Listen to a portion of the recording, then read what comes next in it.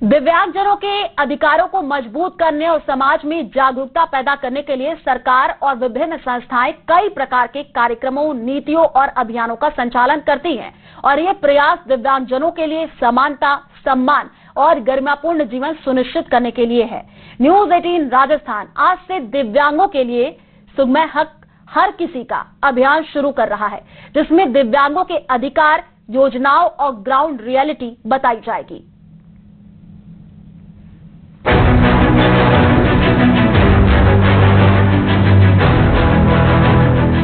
सामान्य लोगों को खेलते देखते तो एक मन में, लेकिन थोड़ा सा मन में आता है कि अपन तो मतलब विकलांग है तो इनके बराबर कैसे खेल पाएंगे।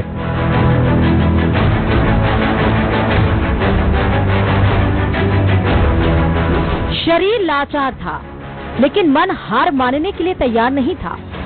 संदीप सिंह की तरफ एक सामाजिक संस्था ने सहारे का हाथ बढ़ाया। इसके बाद तो संदीप सिंह ने मेडल की झड़ी लगा दी। शॉटपुट में 40 से ज्यादा मेडल जीता। जकार्ता में आयोजित अंतर्राष्ट्रीय चैंपियनशिप में देश का प्रतिनिधित्व किया। संदीप ने शरीर का हिस्सा भले खो दिया हो, लेकिन उनका जज्बा कभी नहीं टूटा। ताने और मजाक को उन्होंने कभी दिल पर नहीं लिया, बस मंजिल पर नजर रखी और उसके बाद वो दिन भी आया जब उन पर हंसने वाले ही उनकी मिसाल देने लगे। राइफल शूटिंग की मैं तैयारी कर रहा हूं और मेरा ये है कि अभी जून में प्री स्टेट होने वाला है, उसी की तैयारी है। और आगे मेरा ये है कि अपन पैरा ओलंपिक राइफल शूटिंग में जाने का सपना है। पहले तो क्या है कि लोग भी थोड़ा सा अलग टाइप का समाज था, तो इसलिए वो भी समाज भी अपने को थोड़ा सा हीन भावना की तरह देखते थे, काफी ऐसे टोंट भी कसते थे। लेकिन आज क्या है कि समाज में एक शिक्षा के माध्यम से जागृति भी आई है।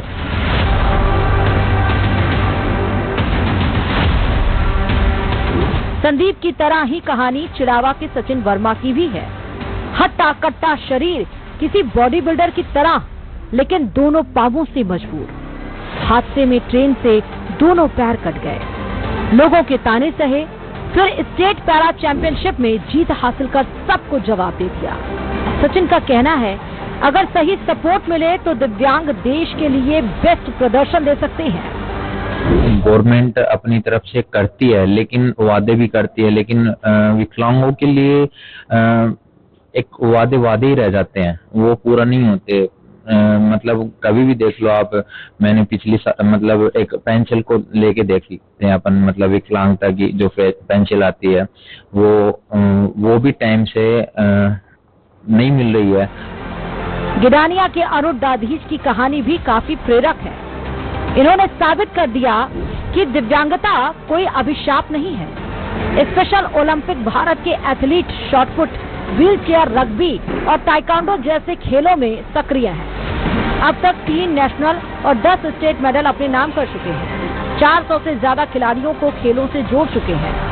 अरुण कहते हैं, आज भी कई जगहों पर दिव्यांगों के लिए मूलभूत सुविधाओं की कमी है। जैसे आज बसें चल रही हैं तो बस में चढ़ने से दिव्यांगजनों को काफी परेशानी होती है, तो उनके लिए इतना थोड़ा स्पेस होना चाहिए कि व्हील चेयर भी उनकी जाए। तो बस वाले कई बार तो मना कर देते हैं कि व्हील चेयर की जगह नहीं है। तो स्पोर्ट्स में जहाँ कहीं भी जाए तो बहुत कुछ कठिनाइयों का सामना करना पड़ता है। तो उनकी सीढ़ी भी एज ए इको फ्रेंडली होनी चाहिए, दिव्यांगजनों की ठहरने की आवाज है वो भी होनी चाहिए। दिव्यांगता की हार हो रही है, हौसलों की जय जयकार हो रही है, लेकिन दिव्यांगों की जीत में देश और समाज का क्या रोल है? बात अगर झुंझुनू की जाए तो यहाँ के कार्यालय काफी दिव्यांग फ्रेंडली हैं। सबसे पहले बात कलेक्ट्रेट की। कलेक्ट्रेट में दिव्यांगों के लिए न सिर्फ रैंप की व्यवस्था है, बल्कि लिफ्ट भी लगवाई गई है। जिला कलेक्ट्रेट परिसर पूरी तरह दिव्यांगों के लिए फ्रेंडली है। लिफ्ट का प्रावधान है, रैंप का प्रावधान है और इसके अलावा छाया की व्यवस्था है, पेयजल की व्यवस्था है। नीचे हमने एक व्हील चेयर रखी हुई है यदि किसी आवश्यकता हो तो। और अभी हमने जन सहयोग से कलेक्ट्रेट में 2 और कुल झुंझुनू के सभी राजकीय कार्यालयों में मिला के 20 वाटर कूलर स्थापित करवाए हैं ताकि लोगों को शुद्ध और ठंडा पेयजल प्राप्त हो सके। हमने स्टाफ के लोगों के लिए क्रैच की भी स्थापना की है ताकि जो कार्मिक है वो अपने काम पर पूरा ध्यान दे सकें। झुंझुनू नगर परिषद भी दिव्यांगों के प्रति अपनी जिम्मेदारियों को लेकर संवेदनशील है। झुंझुनू शहर में बनाए गए सभी शौचालयों में रैंप की व्यवस्था है। झुंझुनू शहर में नगर परिषद द्वारा जो सार्वजनिक शौचालय का निर्माण करवाया गया है, उनके अंदर दिव्यांगों के को लेकर विशेष ध्यान रखा गया है। मैं मौजूद हूँ झुंझुनू शहर के एक सार्वजनिक शौचालय पर, जहां आप तस्वीरों में देख सकते हैं कि नगर परिषद द्वारा इसका निर्माण किया गया है। निर्माण के दौरान दिव्यांगों के लिए विशेष ध्यान रखा गया है। ये यहाँ पर दिव्यांगों के लिए रैंप बनाया गया है ताकि उन्हें चढ़ने में किसी भी प्रकार की परेशानी नहीं हो। रियलिटी चेक करने जब हमारे संवाददाता झुंझुनू के रोडवेज बस डिपो पहुंचे तो वहां सभी सुविधाएं और दावे तार तार दिखाई दिए। राजस्थान पथ परिवहन निगम यात्रियों की सुविधाओं को लेकर अनेक दावे करती है। वहीं राजस्थान राज्य पथ परिवहन निगम की बसों में दिव्यांगों के लिए सीटें भी आरक्षित है। जो दिव्यांग यात्री हैं उनके चढ़ने के लिए ना ही तो कोई रैंप की व्यवस्था है और ना ही पायदान के पास ऐसा कोई रैंप बना रखा है जिससे दिव्यांग यात्री हो इन बसों में आसानी से चढ़ सके। ये झुंझुनू आकार का प्रबंधन का एक कोशिश संचालित हो रहा है और आप तस्वीर में देख सकते हैं कि यहाँ से अनेकों सीढ़ियां चढ़ने के बाद दिव्यांगों को किसी भी प्रशासनिक कार्य के लिए है वो प्रशासनिक अधिकारियों के पास जाना होता है।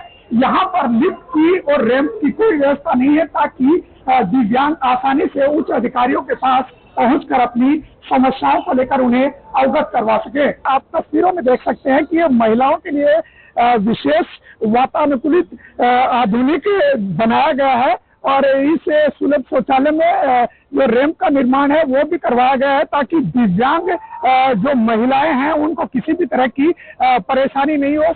मुश्किलों से लड़कर कामयाबी हासिल करने की इन नायकों की कहानी समाज को एक प्रेरक संदेश देती है। कमजोरी नहीं, हिम्मत इंसान को विजेता बनाती है।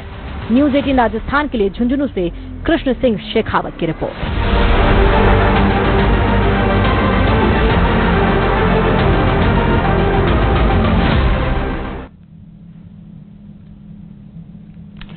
और देखिए राजस्थान, तो चलिए रुक करते हैं अगली खबर की ओर। सुबह हक हर किसी का कैंपेन को लोगों की काफी सराहना मिल रही है। दिव्यांगों के लिए आवाज उठाने वाले और दिव्यांग अधिकारों के लिए लड़ाई लड़ने वाली Panacea disability right activist doctor Arvinder Singh से खास बातचीत की न्यूज़ 18 संवाददाता कपिल श्रीबाली ने।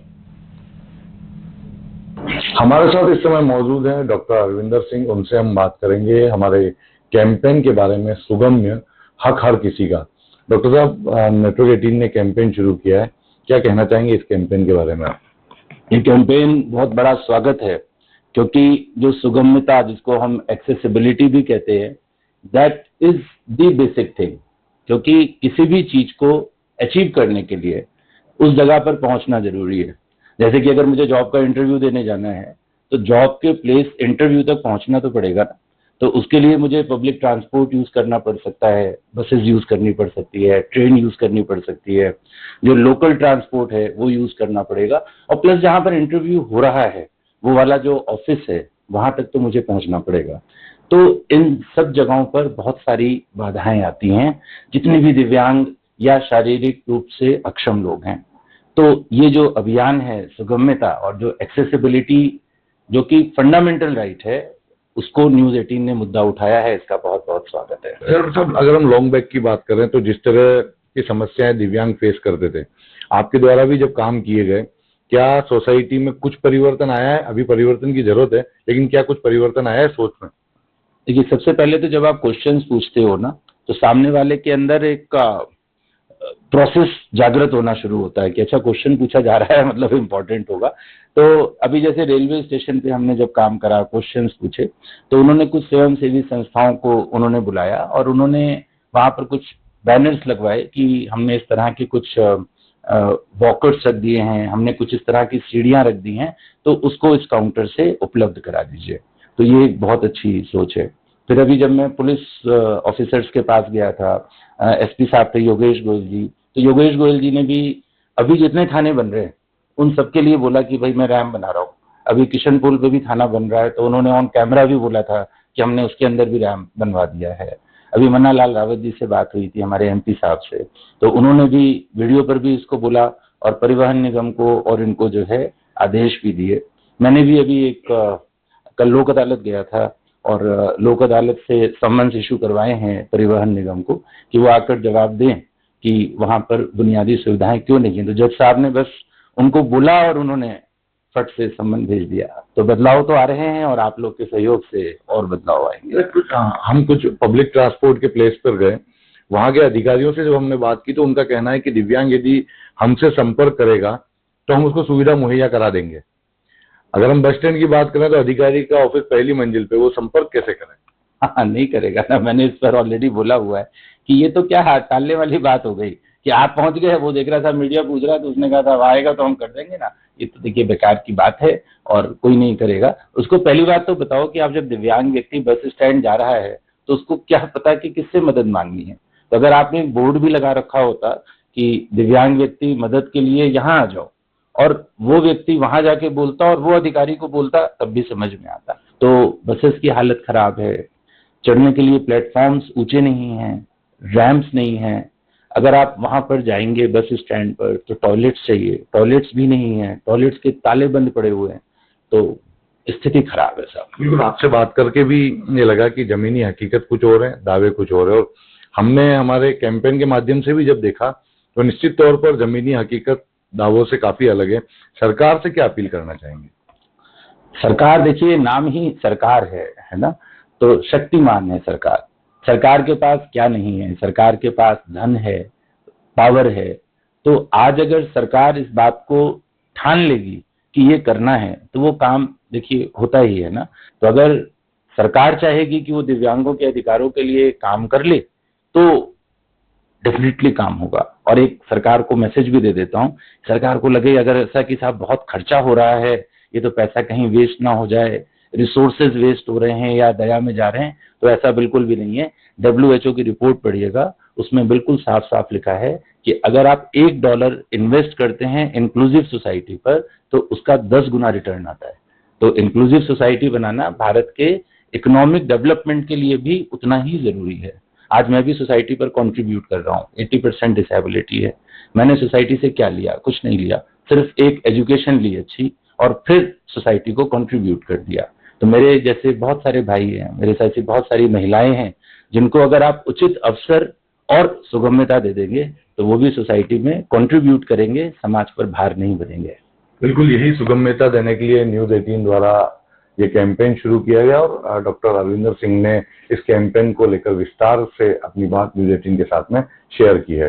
कपिल श्रीमाली, न्यूज 18 उदयपुर। और चलिए यहाँ रुकते एक छोटे से ब्रेक के लिए, जल्द लौटेंगे।